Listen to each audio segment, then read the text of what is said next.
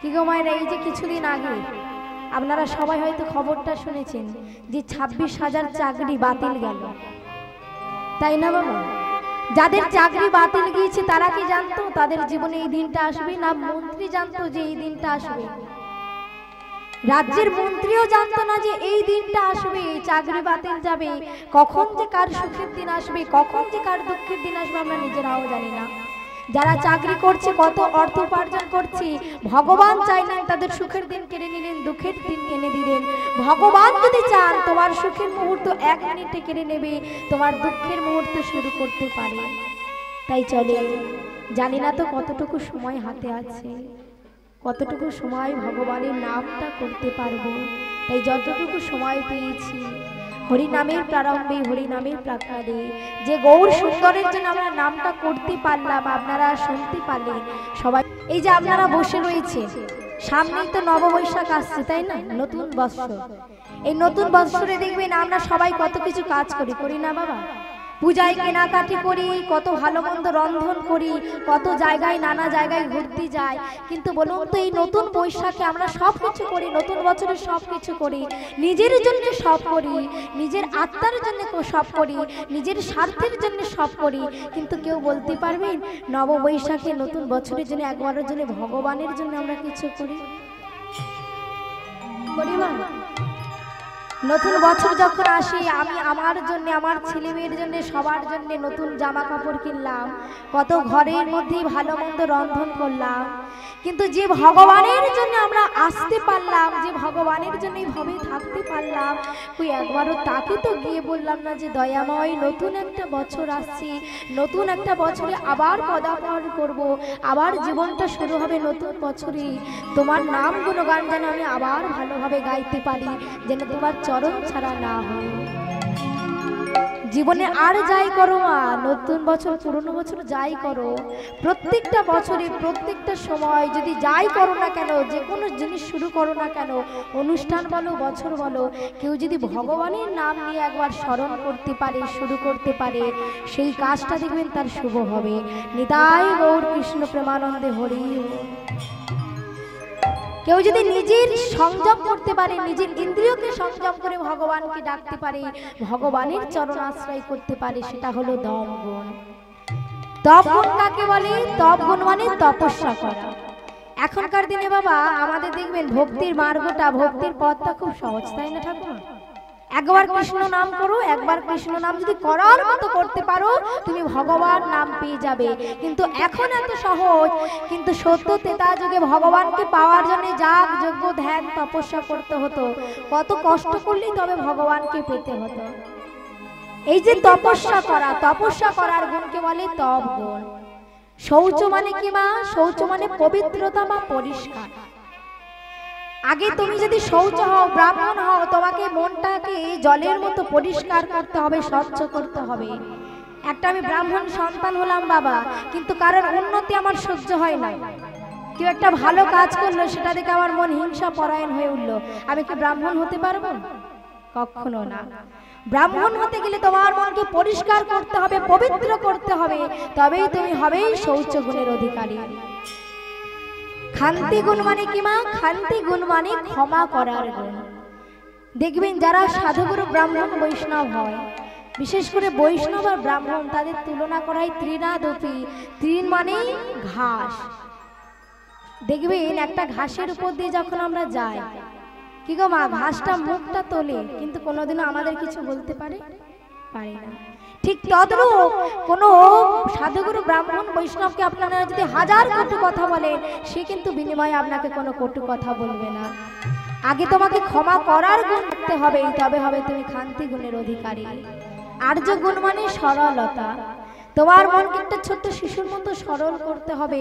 পরচর্চা, পরনিন্দা, পর আলোচনা করে বেরিয়েছো, আর তুমি ব্রাহ্মণ ঘরে জন্ম নিয়েছো, তাহলে তুমি ব্রাহ্মণ নও। জ্ঞান মানে কি মা? জ্ঞান মানে শাস্ত্রের জ্ঞান। যে ব্রাহ্মণ হয় তাকে শাস্ত্র অধ্যয়ন অধ্যাপন করতে হবে, তবেই কিন্তু সে ব্রাহ্মণ। বিজ্ঞান মানে বিশেষ জ্ঞান। শাস্ত্রের জ্ঞানের পাশাপাশি তোমাকে বিজ্ঞান অর্থাৎ বিশেষ জ্ঞান রাখতে হবে। আর সবার শেষে আস্তিকম। আস্তিকম মানে ভরসা। এই যে মা আপনারা সবাই বসে রয়েছে, ছোট একটা বাচ্চা যদি কিছু হয়, কোনো একটা আঘাত লাগে, সে চলে যায় তার মার কাছে, তাই না মা? এবার আপনারা বলেন, আপনাদের যদি কোনো বিপদ হয়, বলেন বাবা, আপনাদের যদি কোনো বিপদ হয় আপনারা কার কাছে যাবেন? ভগবানের কাছে, তাই না? কোনো বিপদে পড়লে দেখবেন আমরা সবার প্রথমে ভগবানের নামটা করি।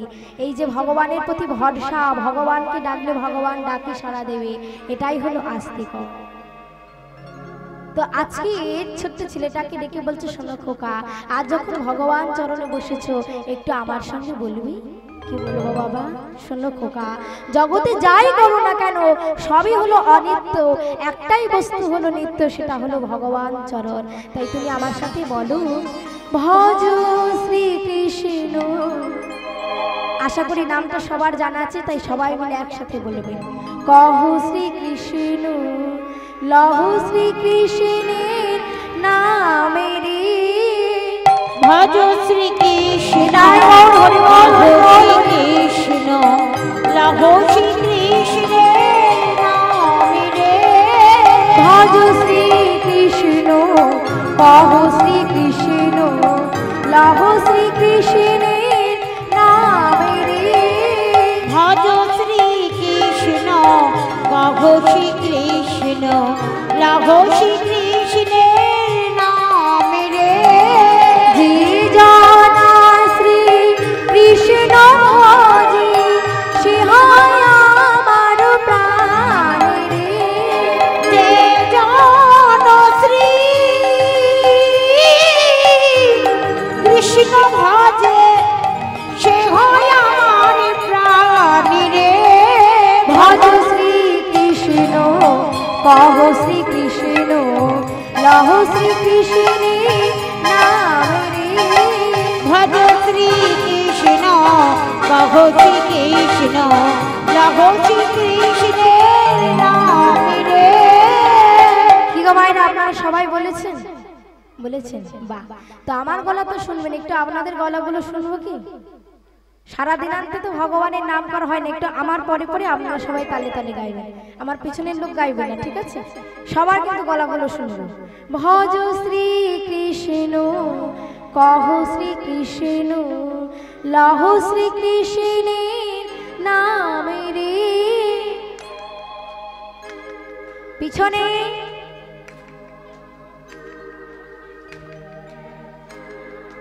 খুব সুন্দর হয়েছে, তবে আর একটু জোরে হবে, পিছনের মায়েরা কিন্তু একটু ফাঁকি দিচ্ছে।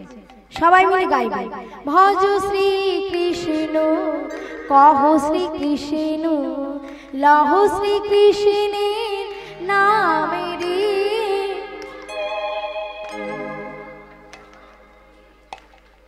না না, এপারে গাইছে। যে জানা শ্রী কৃষ্ণ ভজে, সে হয় আমার প্রাণেরে।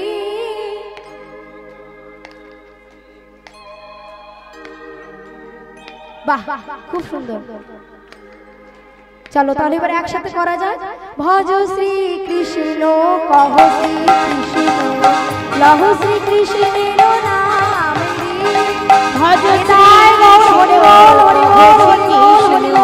লহু শ্রীকৃষ্ণের নামেরে। ভজ শ্রীকৃষ্ণ, কহু শ্রীকৃষ্ণ, লহু শ্রীকৃষ্ণের নামেরে।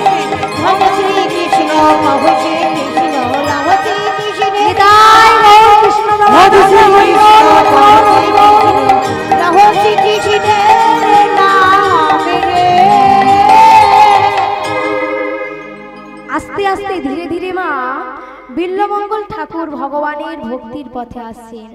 আজ ভগবান বসে চরণে বসে ছোট্ট বিল্লমঙ্গল ভগবানকে ডাকছে, দয়াময়, ওগো দয়াময়, না জানি পূজন সাধন, না জানি ভজন সাধন, তবু আজ যখন বসেছি প্রভু তোমার চরণে, তুমি যেন আমায় চরণ ছাড়া করো না প্রভু। শুনেছি তুমি নাকি দয়াময়, তুমি নাকি কৃপা, তুমি নাকি কৃপাময়। তাই আমি যখন তোমার কাছে প্রভু বসেছি ডাকতে, তুমি যদি সত্যিকারের দয়াময় হয়ে থাকো প্রভু, তুমি যেন আমায় চরণ ছাড়া করো না। হে দয়াময়, নিতাই গৌর হরি বল, হরি বল, হরি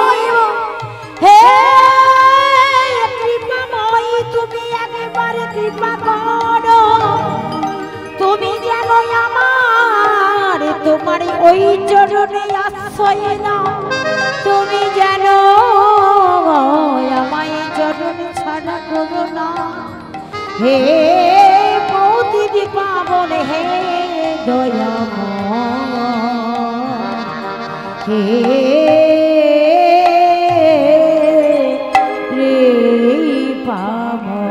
জানি তাই সমস্ত মায়েদের কাছে বাবাদের কাছে অনুরোধ, আমার কমিটির বাবা ঠাকুররা দাদা ভাইরা আপনাদের জন্য সেবার ব্যবস্থা করেছি। আপনারা সবাই সেবা নিয়ে তারপরে যাবেন, হরিনামের শেষে আপনারা সবাই সেবা নিয়ে যাবেন। নিতাই গৌর কৃষ্ণ প্রেমানন্দে হরি বল হরি বল। তো আজকের ভক্ত ভগবান চরণে বসে ডাকছি, ভগবান মৃদু মৃদু হেসে বলছে তোর ডাকে যে আমি সাড়া দেব।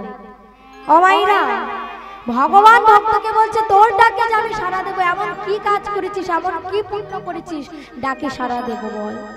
আচ্ছা বলেন মা, আমরা কি সারা জীবন কেউ বলতে পারবো বাবা পুণ্য করেছি? কেউ বলতে পারবো? ধরেন আমাদের যদি পাপ পুণ্যের বিচার হয়, কোন দিকে পাল্লাটা ভারী হবে? কি গো, কোন দিকে? পাপের দিকে। তাহলে আমরা নিজেরা বলে দিলাম আমাদের পাপের দিকে পাল্লা ভারী হবে। ভক্ত ভগবান চরণে বসে বলছে ও দয়াময়, তুমি যদি আমার পাপ পুণ্যের বিচার করো প্রভু, তুমি কি পাবে জানো? কি পাবো শোনো, গণইতি দোষ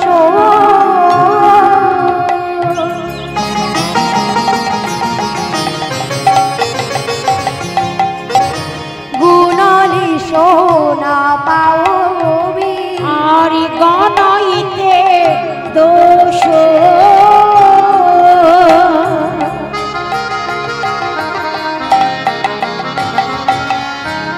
গুণালে না পাওবি। ও মাইরা বলছি গণইতে দোষ গুণলে সোনা পাওবি। সোনা মানে কি সোনা? কানের সোনা। কানের সোনা না গো না, এখানে কানের সোনা বলছে না। সোনা শব্দের অর্থ দুটো, একটা হলো আমাদের ধাতু অলংকার সোনা, আর একটা সোনা মানে পাপ। তাই ভক্ত ভগবান চরণে বসে বলছে দয়াময় গণইতি দোষ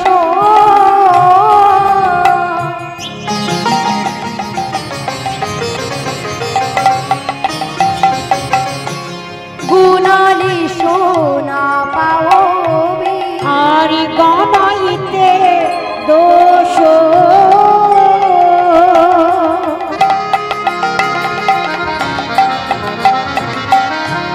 গুণালে না পাওবে। जब तू करो विचार जब तू हो करे বিচার আমার গুণ তো কিছুই পাবি না মাধব, আমার গণিত কিছুই পাবি না মাধব, গুণ তো কিছুই পাবি না মাধব, আমার গুণ তো কিছুই পাবে না মাধব। কেবল রাশি রাশি দোষ পাবে, গুণ তো কিছুই পাবে না মাধব। রাশি রাশি দোষ পাবি, গণিত কিছুই পাবি না মাধব। কি গো মায়েরা, গুণ যদি কিছু না পায় তাহলে ডাকে সারাটা দেব কেন? আপনারা কোনো বস্তু যদি দোকানে কিনতে যান, তার বিনিময়ে যদি না অর্থ দেন, সেই জিনিসটা পাবে না, পাওয়া যাবে না। ভগবান বলছে গুণ যদি কিছু না পায়, সারা জীবন যদি পাপই পেয়ে যায়, তাহলে তোর ডাকে সারা দেব কেন? ভগবান মৃদু মৃদু এসে বলছে দয়াময়, এটা তো আমি আমার কারণে বলিনি, আমি তো বলেছি তোমার কারণে। কারণ তুমি আমায় সাহস দিয়েছো, তোমার কারণে আমি বলতে পেরেছি। আমি কি সাহস দিয়েছি?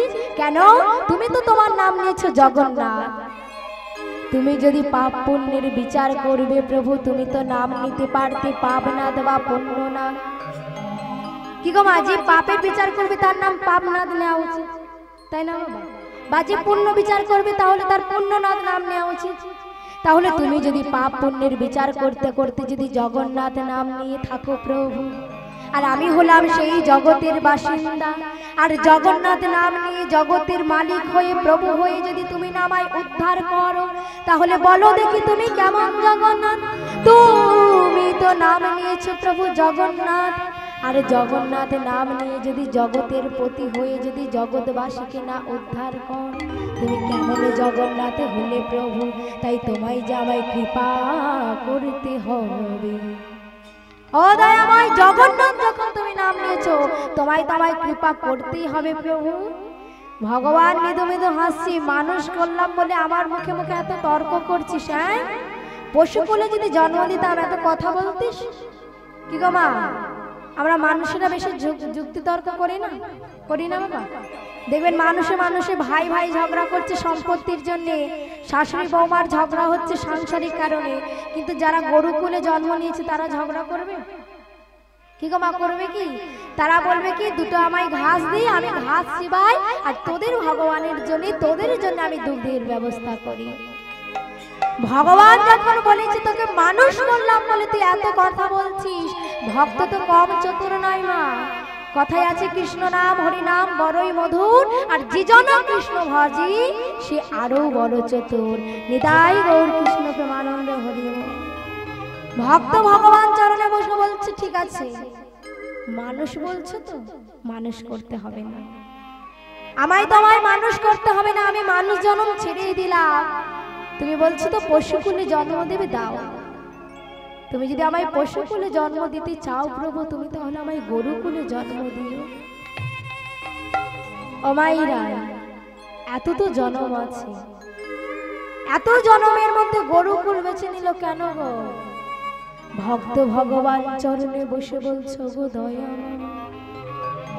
গরুকুলে জন্ম নিলে আমার দুগ্ধ যখন ভক্তরা সবাই নিয়ে ননি মাখন ক্ষীরসর নমনি বানাবে, আর ওই ক্ষীরসর নমনি যখন তোমার সেবায় নিয়োজিত হবে, তখন আমার দ্বারা তোমার সেবা হবে।